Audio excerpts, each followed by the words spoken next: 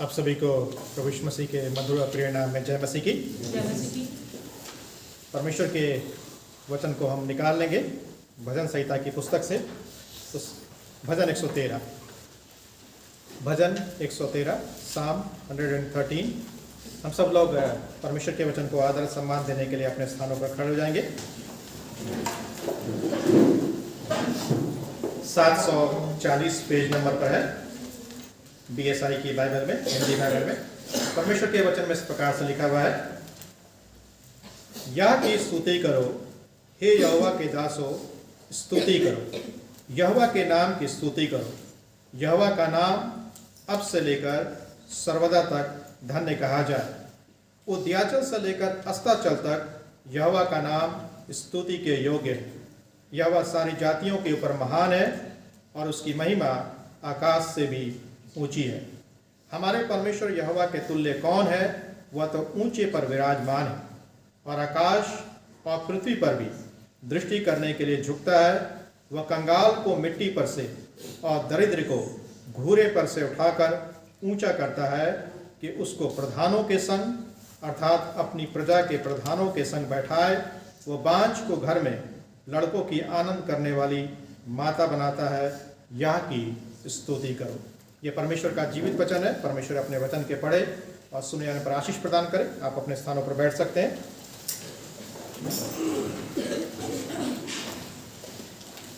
प्रार्थना करेंगे हम लोग। परमेश्वर पिता, हम धन्यवाद देते हैं आपके वचन के लिए जो आपके लोगों के सामने पढ़ा गया है।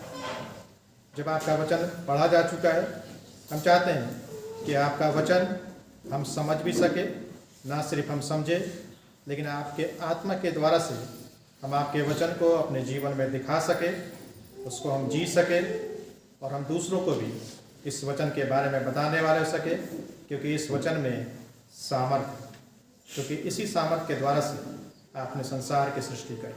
हम धन्यवाद करते हैं कि आप सृष्टिकर्ता परमेश्वर हैं। वचन को समझने के लिए हमको बुद्धि और ज्ञान को प्रदान करें। प्रार्थना को प्रभु यीशु मसीह के नाम से मांगते हैं, आमीन। जो शीर्षक है इस भजन का वो ये है, परमेश्वर की स्तुति करे क्योंकि परमेश्वर महान है और उसके समान कोई नहीं। परमेश्वर की स्तुति करे क्योंकि परमेश्वर महान है और उसके समान कोई नहीं। तो ये इस भजन का मुख्य विषय है और इसी मुख्य विषय के ऊपर हम ध्यान करेंगे और इस भजन को हम समझने का प्रयास करेंगे। भजन जो 113 है वो परमेश्वर की महानता का वर्णन करता है। हम संसार में लोगों की महानता के बारे में सुनते हैं, विशेष करके जो इस संसार में प्रसिद्ध हुए हैं, जो लोग जिनके पास बहुत पैसा है या वे जिन्होंने अपनी एजुकेशन के दम पर, अपनी काबिलियत के दम पर इस संसार में नाम कमाया है, हम उनके बारे में, उनकी महानता के बारे में हम सुनते हैं और हम पढ़ते हैं। लेकिन जब हम परमेश्वर के वचन को पढ़ते हैं और विशेष करके हम भजन 113 को पढ़ते हैं, तो भजन 113 परमेश्वर की महानता के बारे में वर्णन करता है कि परमेश्वर वास्तव में कितना महान है। यदि परमेश्वर पूरे ब्रह्मांड में, यानी कि पूरे यूनिवर्स में सर्वशक्तिमान सृष्टि करता है और यदि वह अपने सर्व प्रभुत्व संपन्न सामर्थ्य से राज्य करता है या ब्रह्मांड को चलाता है, तो सिर्फ वही महान है। प्रश्न ये उठता है, हमारे परमेश्वर यहोवा के तुल्य कौन है? हमारे परमेश्वर यहोवा के तुल्य कौन है? यदि बाइबल में, परमेश्वर के वचन में परमेश्वर को सिर्फ इसी प्रकार से प्रस्तुत किया गया है, इसी प्रकार से मतलब है कि यदि बाइबल में सिर्फ हमको यह बताया जाए कि परमेश्वर सर्वशक्तिमान है, परमेश्वर सृष्टि करता है या सर्व प्रभुत्व संपन्न परमेश्वर है या पूरे ब्रह्मांड को वह चलाता है, तब हो सकता हो कि हम परमेश्वर के पास जाने से क्या करें? डरे। क्योंकि परमेश्वर क्या है? सामर्थी परमेश्वर। हम क्या है? कमजोर है। वो पवित्र परमेश्वर है, हम पापी मनुष्य हैं। वो सब कुछ जानता है लेकिन हम कुछ भी नहीं जानते हैं। वो अनंत और मृत्यु से परे है, लेकिन हम समय से बंधे हुए हैं। हम दुर्घटनाओं से, बीमारियों से, समस्याओं से अपने जीवन में जूझते रहते हैं।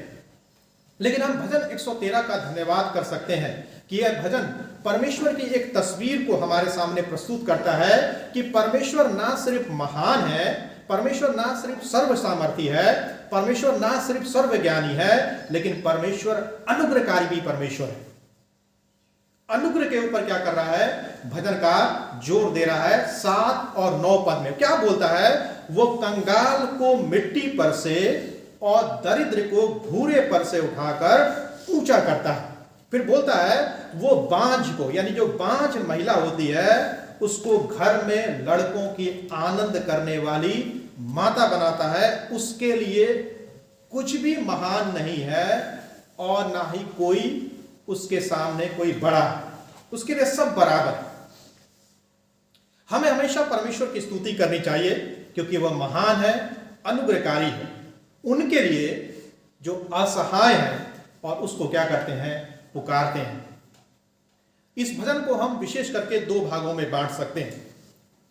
जो पहला भाग है उसमें हम इस बात को पाते हैं, हमेशा परमेश्वर के नाम की स्तुति करें। 1 से 3 पद के अनुसार हमेशा परमेश्वर के नाम की स्तुति करें। और जो दूसरा भाग है जो 4 से 9 पद में हम पाते हैं, तो 4 से 9 पद में परमेश्वर की स्तुति करने का कारण बताया गया है कि क्यों हमको परमेश्वर की स्तुति करनी। जो पहला भाग है उसमें हमको बताया गया है हमेशा परमेश्वर के नाम की स्तुति करें 1 से 3 पद के अनुसार। 4 से 9 पद के अनुसार हमको बताया गया है परमेश्वर की स्तुति करने का कारण कि क्यों हमको और आपको परमेश्वर की स्तुति करनी चाहिए। जो पहली बात है उसको हम देखेंगे। पहली बात है हमेशा परमेश्वर के नाम की स्तुति करें। 1 से 3 पद के अनुसार हमेशा परमेश्वर के नाम की स्तुति करें। इसमें 4 बातों को हम देखेंगे हमेशा परमेश्वर के नाम की स्तुति करो में। पहली बात है परमेश्वर की स्तुति करने के लिए हमें अपने आप को उभारना है। उभारने का यह मतलब है कि यदि आप परमेश्वर की स्तुति करना चाहते हैं, परमेश्वर की प्रशंसा करना चाहते हैं, परमेश्वर के नाम को अपने जीवन में उठाना चाहते हैं, तो आपको उसके लिए अपने आप को उभारना होगा, उसके लिए तैयार करना होगा। यदि आप अपने आप को तैयार नहीं करेंगे, यदि आप अपने आप को उभारेंगे नहीं, आप परमेश्वर की स्तुति कभी भी नहीं कर सकते। कई दफा आपने देखा होगा जब संडे के दिन वर्शिप होती है तो जो वर्शिप लीडर होता है वो बोलता है आइए हम अपने आंखों को बंद करके परमेश्वर की स्तुति करें, अपने हाथों को उठाकर परमेश्वर की स्तुति करें, अपने मुंह को खोल करके परमेश्वर की स्तुति करें। लेकिन उस वर्शिप लीडर का बोलने का हम में से बहुतों के जीवन में कोई भी प्रभाव नहीं पड़ता। ऐसा लगता है कि हम सुन तो रहे हैं लेकिन उसको अपने जीवन में लागू नहीं कर रहे। क्यों?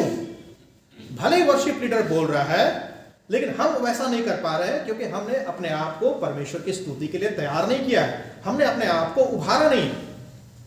पहले पद में भजन का 3 बार कहता है, 3 बार वो बोलता है यह की स्तुति करो, 3 बार बोलता है यह की स्तुति करो। जॉन कैल्विन इस बात को बोलते हैं हमें इस बात को स्वीकार करना है कि परमेश्वर की स्तुति करने के लिए ही हमारी और आपकी सृष्टि करी गई है। सिर्फ इसी कारण से परमेश्वर ने हमको और आपको रचा है कि हम सिर्फ और सिर्फ परमेश्वर की स्तुति करें। अदन के बगीचे में परमेश्वर ने आदम और हव्वा को बनाया था और परमेश्वर ने आदम और हव्वा को अदन के बगीचे में रखा था। क्यों रखा था? कारण क्या था परमेश्वर ने उनको रखने का? क्यों परमेश्वर ने उनकी सृष्टि करी थी? ताकि वो परमेश्वर के साथ संगति कर सके, परमेश्वर की स्तुति और प्रशंसा कर सके। ठीक उसी प्रकार से हमको और आपको भी समझना है कि परमेश्वर ने यदि हमको और आपको रचा है तो हम स्वयं के लिए नहीं रचा है, लेकिन परमेश्वर ने अपने आप के लिए रचा है कि हम परमेश्वर की क्या कर सके? स्तुति कर सके। हम परमेश्वर की स्तुति कब करने पाएंगे? जब हम परमेश्वर के बारे में सोचेंगे कि परमेश्वर कौन है, उसने हमारे लिए क्या किया है और वचन में उसके बारे में क्या बताया गया है।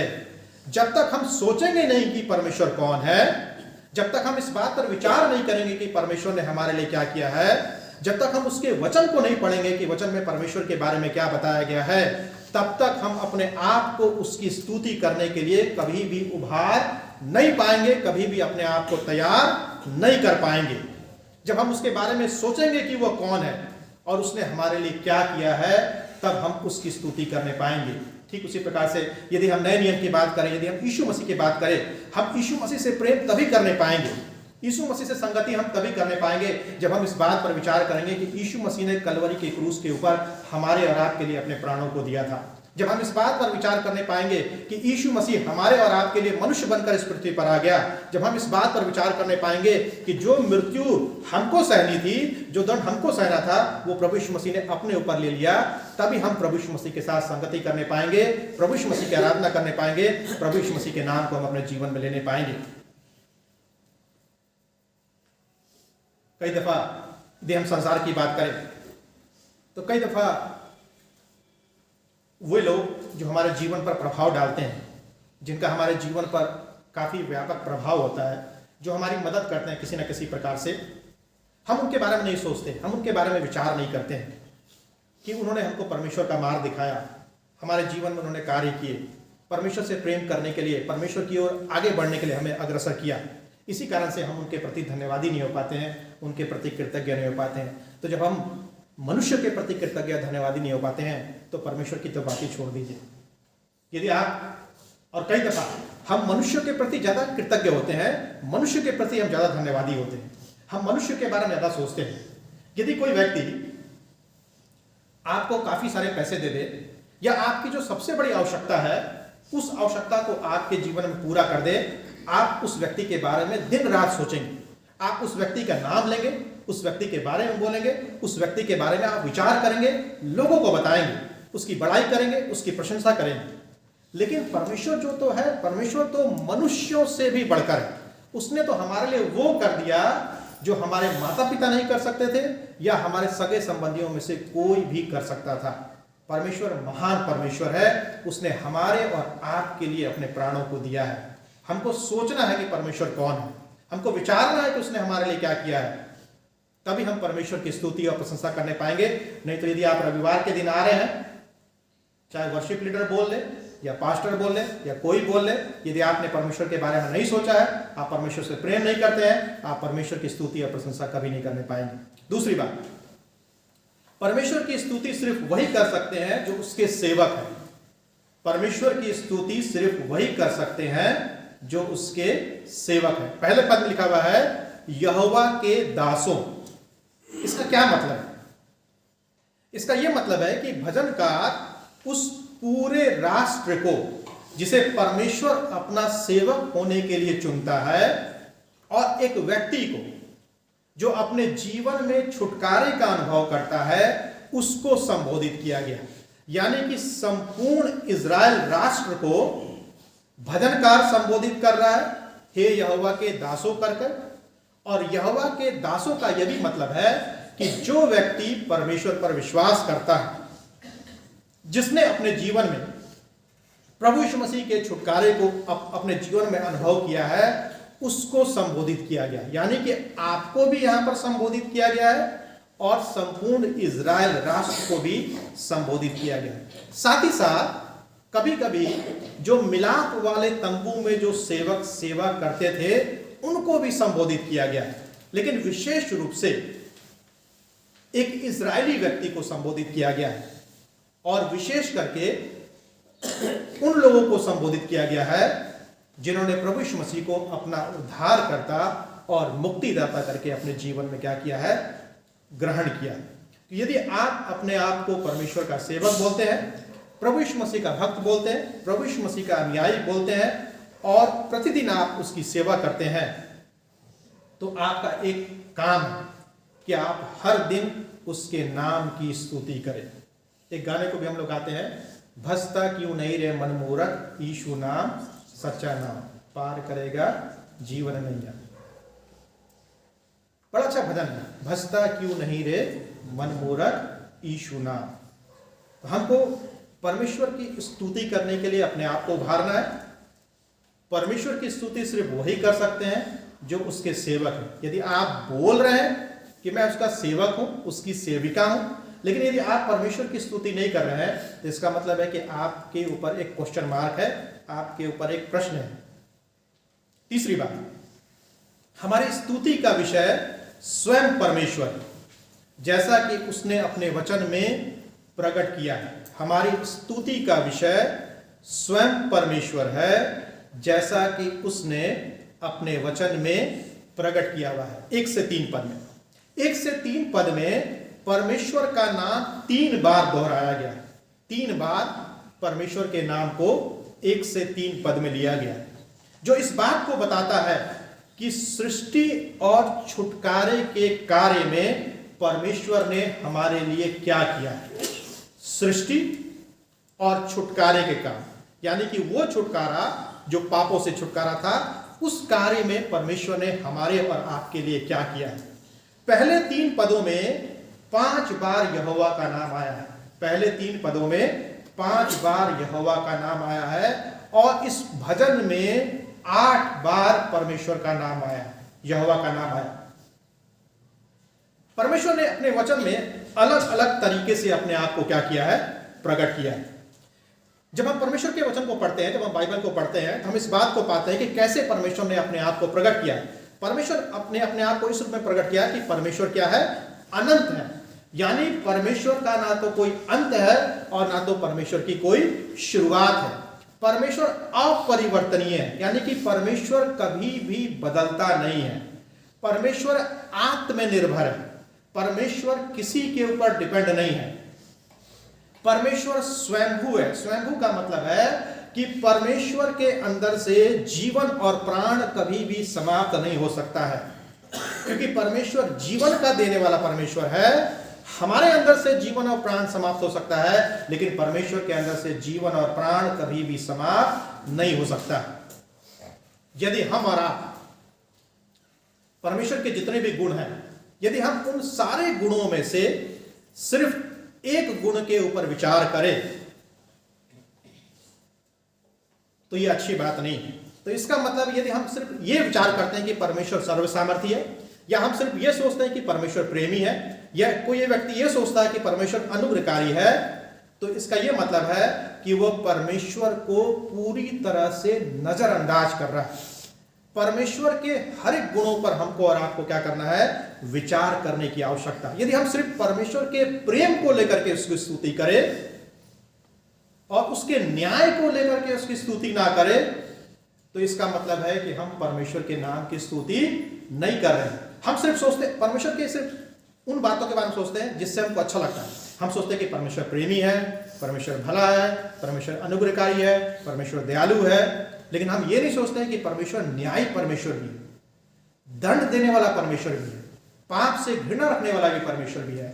उसके लिए भी हमको परमेश्वर की स्तुति करनी है। सिर्फ इसके लिए स्तुति नहीं करनी है कि परमेश्वर भला है, अच्छा है, अनुग्रहकारी है, सारी आवश्यकताओं व जरूरतों को पूरा करता है, लेकिन हमको स्तुति ये भी करनी है कि परमेश्वर आप न्यायी परमेश्वर है, पलटा लेने वाले परमेश्वर है, पाप से घृणा करने वाले परमेश्वर है, पाप का दंड देने वाले परमेश्वर है। तो सिर्फ वही उसके नाम की स्तुति कर सकता है जो उसका सेवक है, जिसने छुटकारे को प्राप्त किया है। इसलिए हमारी जो स्तुति का विषय है वो स्वयं क्या है, परमेश्वर है, क्योंकि परमेश्वर ने स्वयं अपने वचन में अपने आप को क्या किया है, प्रकट किया है। पहले पॉइंट में चौथी बात, हर समय और हर जगह परमेश्वर की प्रशंसा हम कर सकते हैं। हर समय और हर जगह हम परमेश्वर की प्रशंसा कर सकते हैं, 2 और 3 पद के अनुसार। परमेश्वर की स्तुति की शुरुआत हो चुकी है। क्या आपको मालूम है कि परमेश्वर की स्तुति की शुरुआत कहां पर हुई?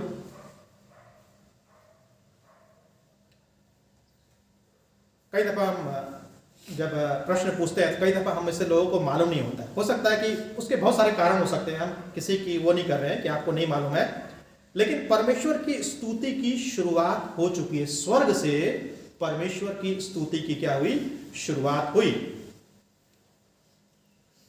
और अनंत तक, यानी कि जब तक पृथ्वी बनी रहेगी तब तक परमेश्वर की स्तुति होती रहेगी। इसलिए लिखा हुआ है उद्याचल से लेकर के अस्ताचल तक यह बात क्या किया गया है, लिखा गया है। इसका यह मतलब है कि परमेश्वर की स्तुति ना सिर्फ इज़राइल में हो, लेकिन परमेश्वर की स्तुति पूरी पृथ्वी पर हो। क्या हो? पूरी पृथ्वी पर हो। तो हर समय और हर जगह हम परमेश्वर की स्तुति और प्रशंसा क्या कर सकते हैं? कर सकते हैं। अब हम दूसरे पॉइंट के ऊपर विचार करेंगे, परमेश्वर की स्तुति करने का कारण, कि क्यों हमको परमेश्वर की स्तुति करनी चाहिए। कारण क्या? मनुष्यों की स्तुति करने के लिए बहुत सारे कारण हमारे पास हो सकते हैं, और हम में से ज्यादातर लोग मनुष्यों की स्तुति करना पसंद करते हैं, क्योंकि हमको ऐसा लगता है कि मनुष्य ही सब कुछ है। कई दफा हमारे लिए मनुष्य परमेश्वर हो जाता है, विशेष करके वहां पर जहां पर हम काम करते हैं। और संस्थाओं में इस बात को हम भली भांति देखते हैं। संस्थाओं में एक व्यक्ति के लिए जो उसका बॉस है वो परमेश्वर हो जाता है। परमेश्वर तो साइड में हो जाता है, बॉस क्या है? परमेश्वर है। परमेश्वर जो बोलेगा, परमेश्वर का जो वचन बोलेगा वो हम नहीं करेंगे, लेकिन यदि बॉस ने कुछ बोल दिया तो हम पूरी आज्ञाकारिता के साथ, पूरी तत्परता के साथ करने का प्रयास करेंगे। मैं ये नहीं बोल रहा हूं कि बॉस की बात हमको नहीं माननी चाहिए, बॉस की बात हमको माननी चाहिए, अधिकारी की बात हमको माननी चाहिए, लेकिन सबसे महत्वपूर्ण बात यह है कि हमको परमेश्वर के ऊपर क्या करना है? अपने ध्यान को करना है। परमेश्वर की स्तुति करने का कारण क्या है? मनुष्यों की स्तुति करने का कारण हम बहुत सारे खोज लेते हैं, नहीं भी कारण होगा ना तो मनुष्यों की स्तुति करने का कारण तो 5-6 कारण बता ही देंगे। भले पीठ पीछे कितनी भी बुराई करेंगे, लेकिन जब वो व्यक्ति सामने आएगा तो 5-10 कारण तो बता ही देंगे। अरे आप बड़े अच्छे हैं, आपके समान तो कोई व्यक्ति ही नहीं है, आपसे भला व्यक्ति तो मैंने आज तक अपने जीवन में देखा ही नहीं, आप बड़े लोगों की मदद करते हैं। और जैसे ही वो व्यक्ति गया तो आपको पता कि आप क्या बोलेंगे। परमेश्वर की स्तुति करने का कारण 4 से 9 पद में परमेश्वर की स्तुति करने के कारण के बारे में बताया गया है। क्या बताया गया? कि वो महान है, वो अनुग्रहकारी है, वो ऊंचे पर विराजमान है। उसने अपने आप को इतना नम्र कर दिया है कि वे लोग जो असहाय हैं, जो उसको पुकारते हैं, वो उनकी क्या करता है? सहायता करता है। इसमें 2 बातें हम देखेंगे परमेश्वर की स्तुति करने के कारण। जो पहली बात है, परमेश्वर की स्तुति करे क्योंकि वो क्या है? महान है। परमेश्वर की स्तुति करे क्योंकि वो महान है। 4 और 5 पद में बताया गया, लिखा हुआ है, यहोवा सारी जातियों के ऊपर महान है और उसकी महिमा आकाश से भी ऊंची है। हमारे परमेश्वर यहोवा के तुल्य कौन है? वह तो ऊंचे पर विराजमान है। तो हमको परमेश्वर की स्तुति क्यों करनी है? पहली बात क्या बता रहा भजनकार? क्योंकि वह क्या है? महान है। ये जो पद है ये हमको यशाया की पुस्तक की ओर ले आता है। यशाया की पुस्तक के 40 अध्याय के 12 पद से लेकर के 41 अध्याय के 4 पद को हमको क्या करता है? स्मरण दिलाता है। क्या स्मरण दिलाता है? जहां यशाया परमेश्वर की महानता का अद्भुत तरीके से क्या करता है? वर्णन करता है। यदि आप परमेश्वर की महानता को समझना चाहते हैं तो आपको यशाया की पुस्तक का अनुभव करना होगा कि वास्तव में परमेश्वर कितना महान है, कितना अनुग्रहकारी है। वह कहता है कि सारी जातियां उसके सामने कुछ भी नहीं है, वे उसकी दृष्टि में लेश और शून्य से भी घट ठहरी है। परमेश्वर हमको परमेश्वर कब स्मरण आता है? संकट के समय। परमेश्वर संकट के समय के लिए, ठीक है, अच्छे समय के लिए परमेश्वर नहीं। हम विश्वासी लोगों के लिए परमेश्वर संकट के समय के लिए, हमने परमेश्वर को संकट के समय के लिए रखा है। अच्छे समय के लिए तो सिर्फ इंसान। हम परमेश्वर को कब स्मरण करते हैं? मैं भी स्मरण करता हूँ। जब मैं कभी कभी हवाई जहाज में आता हूँ तो परमेश्वर को स्मरण करता हूँ, क्योंकि हवाई जहाज में क्या करता है, कभी कभी डर लगता है। जब हवाई जहाज बादलों के ऊपर जाता है तो डर लगता है। या हम समुद्र में जा रहे हैं, यदि आप समुद्र में जा रहे हैं छोटी नाव से, ऑटोमेटिक ही आपके मन में और किसी का स्मरण नहीं आएगा, पैसे नहीं आएंगे स्मरण, आपको परमेश्वर स्मरण आ जाएगा।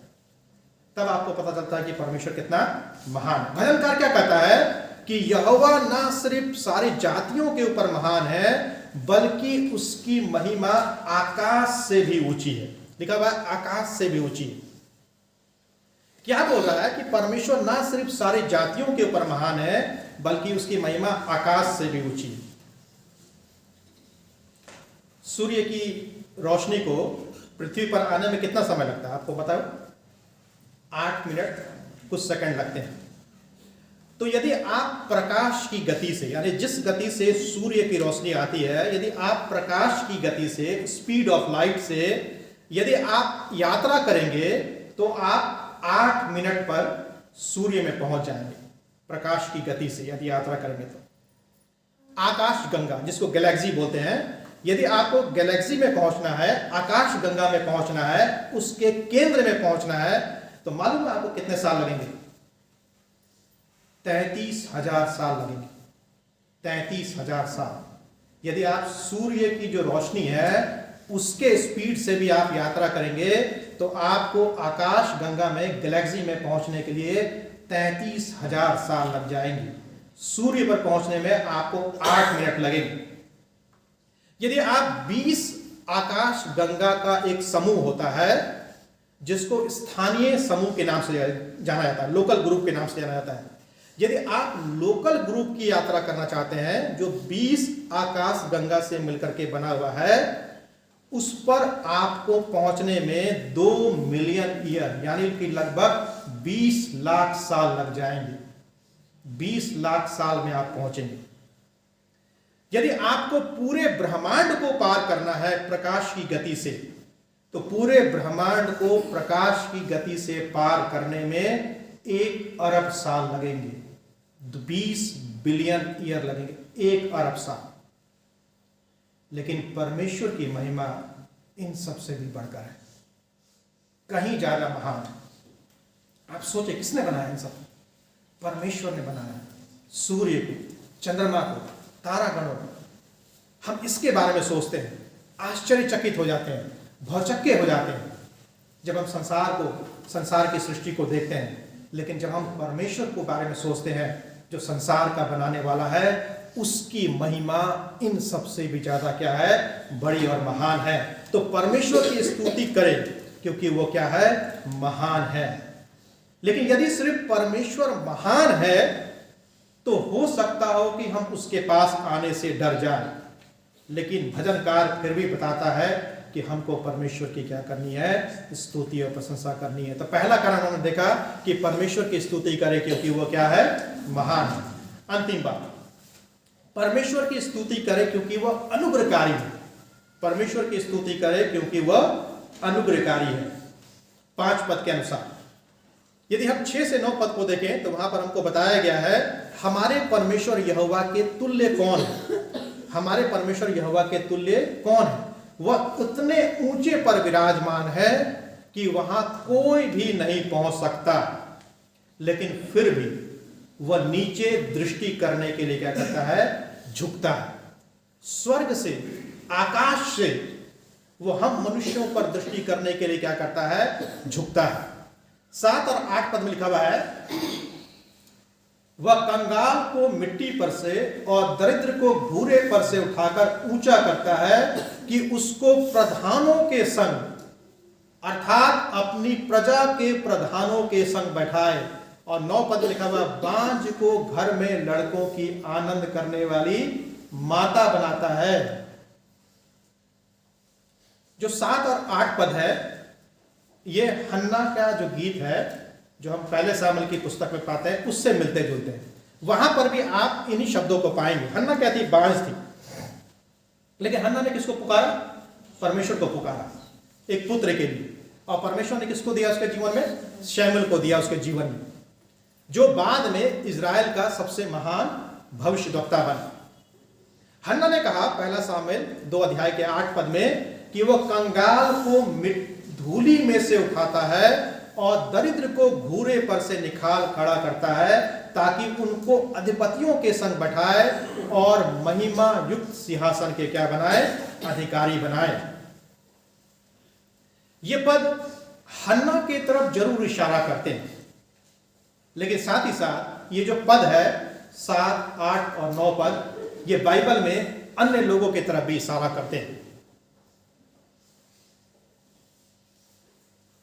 हन्ना के समय में बांझ होना एक कलंक का कारण था, एक श्राप का कारण था। उस समय काल में, जिस समय काल में बाइबल लिखी गई, उस समय काल में यदि कोई महिला अगर पुत्र को या किसी बच्चे को जन्म नहीं दे सकती थी, उसके लिए वो श्राप का या कलंक का कारण होता था।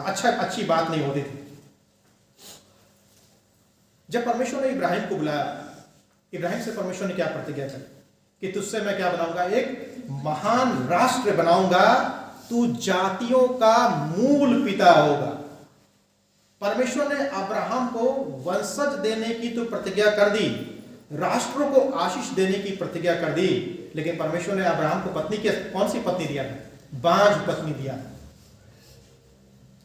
इसहाक की पत्नी रिबका और याकूब की पत्नी राहेल भी क्या थी? बांझ थी। लेकिन हम क्या देखते हैं कि सारा और रिबका यीशु मसीह की वंशावली में आते हैं। जब हम उनके जीवन को देखें, शुरुआत में वो गर्भ धारण करने में क्या थे? असमर्थ थे, लेकिन बाद में परमेश्वर ने उनको क्या दिया? आशीषों को दिया। परमेश्वर ने ऐसा क्यों किया? क्यों परमेश्वर ने अब्राहम से प्रतिज्ञा करी जबकि उसकी पत्नी बांझ थी, रिबका बांझ थी, याकूब की पत्नी राहेल भी बांझ थी? क्यों परमेश्वर ने शुरुआत में ऐसा किया? ताकि वो हमको और आपको दिखा सके कि हम अपनी सामर्थ्य से कुछ नहीं कर सकते हैं, हम अपनी सामर्थ्य से अपने आप को नहीं बचा सकते हैं। उद्धार संपूर्ण रीति से सिर्फ और सिर्फ परमेश्वर का है। छुटकारा सिर्फ और सिर्फ परमेश्वर देता है। वह धर्मी और बलवान को नहीं बचाता है, वह पापियों को, स्वयं में कमजोर व्यक्ति को और उनको जो उसकी दया के लिए पुकारते हैं, उनको क्या करता है? बचाता है। परमेश्वर सिर्फ जरूरतमंद लोगों को ही नहीं बल्कि व्यक्तिगत रूप से हर एक उस व्यक्ति की चिंता करता है जो स्वयं अपने आप में अपने आप को बचाने में क्या है? असमर्थ है। हमने इस बात को सीखने का, समझने का प्रयास किया भजन 113 में कि परमेश्वर की स्तुति करे क्योंकि वह क्या है? महान है और उसके समान कोई नहीं। हमने दो बातों के ऊपर ध्यान दिया। हमने पहली बात को देखा कि परमेश्वर के नाम की क्या करे? स्तुति करे। क्यों स्तुति करे? क्योंकि परमेश्वर की स्तुति करने के लिए हमें अपने आप को क्या करना है? उभारना है। परमेश्वर की स्तुति सिर्फ वही कर सकते हैं जो उसके सेवक हैं। हमने देखा कि हमारी स्तुति का विषय स्वयं परमेश्वर है, जैसा कि उसने वचन में अपने आप को क्या किया है? प्रकट किया है। हमने ये भी देखा कि हर समय और हर जगह हम परमेश्वर की क्या कर सकते हैं? प्रशंसा कर सकते हैं। दूसरी बात हमने देखी परमेश्वर की स्तुति करने का कारण। दो कारण, परमेश्वर की स्तुति करें क्योंकि वो क्या है? महान है, और दूसरी बात हमने देखी परमेश्वर की स्तुति करें क्योंकि वो क्या है? अनुग्रहकारी है। हम इस भजन से क्या सीखते हैं? अंत में एक बात को हम सीखते हैं, हमारे परमेश्वर यहोवा के तुल्य कौन है? एक प्रश्न है, हमारे परमेश्वर यहोवा के तुल्य कौन है? इसका उत्तर है कोई भी नहीं। कोई भी नहीं है जो हमारे परमेश्वर यहोवा के तुल्य है। सिर्फ वही अपने आप में महान है, लेकिन साथ ही साथ जो गरीब और असहाय है उनके लिए परमेश्वर क्या है? अनुग्रहकारी है। परमेश्वर की जो महानता और जो परमेश्वर का जो अनुग्रह था वह इस दुनिया में उस समय प्रकट हुआ जब स्वयं परमेश्वर प्रभु यीशु मसीह के रूप में देहधारी होकर के इस संसार में आ गया।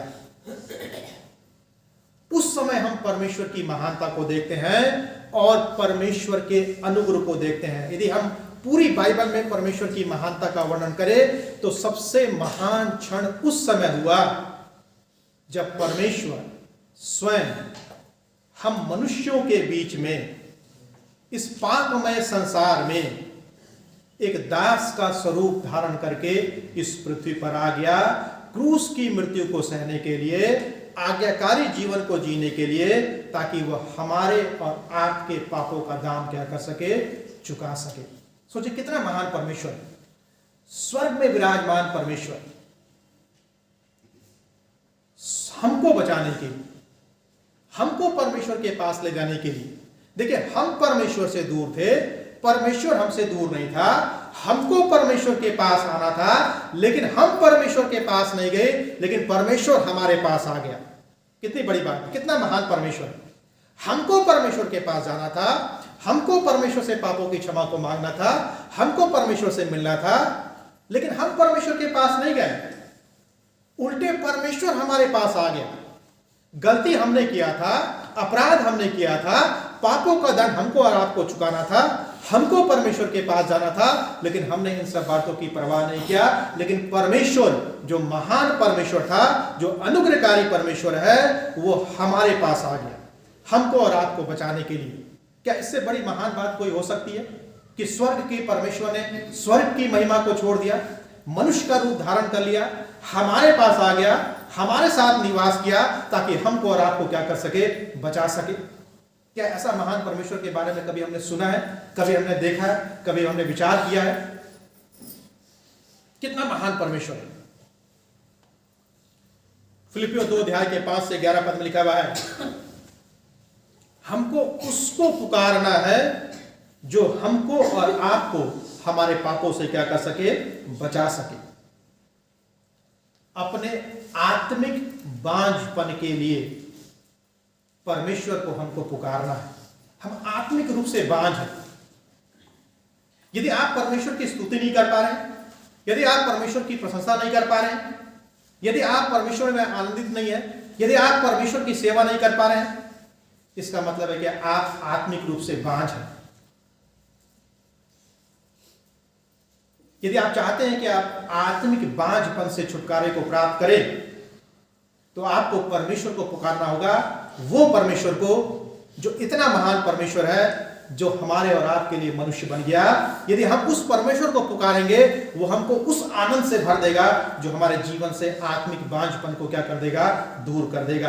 आज हम में से ज्यादातर जो मसीही लोग हैं, विश्वासी लोग हैं, हम आत्मिक रूप से बांझ हैं।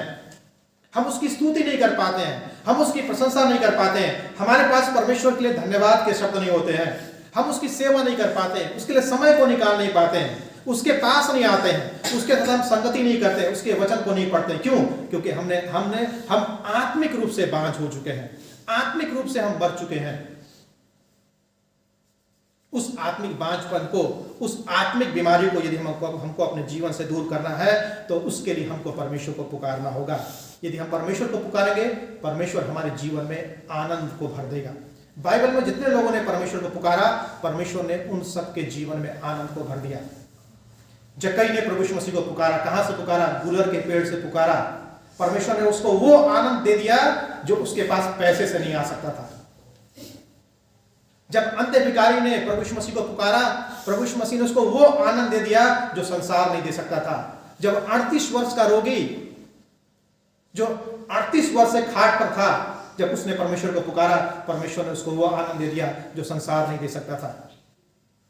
क्रूस के ऊपर वो डाकू, जिसने अपने जीवन में इतनी बुराइयां क्या थी, जब उसने क्रूस के ऊपर से परमेश्वर को पुकारा, परमेश्वर ने उसके आत्मिक बांझपन को उसके जीवन से क्या कर दिया, दूर कर दिया। परमेश्वर चाहता है कि हम और आप भी उसको पुकारें। यदि आप चाहते हैं कि आपके जीवन से आत्मिक सूखापन दूर हो, आपको परमेश्वर को पुकारना होगा। तभी आप परमेश्वर की स्तुति कर सकते हैं, तभी आप परमेश्वर की प्रशंसा कर सकते हैं, तभी आप उसकी महानता को अपने जीवन में क्या कर सकते हैं, अनुभव कर सकते हैं। अपने कमजोरी में उसकी सामर्थ पर निर्भर रहे। परमेश्वर के नाम की स्तुति हमेशा हमेशा के लिए करें। आइए हम प्रार्थना करें।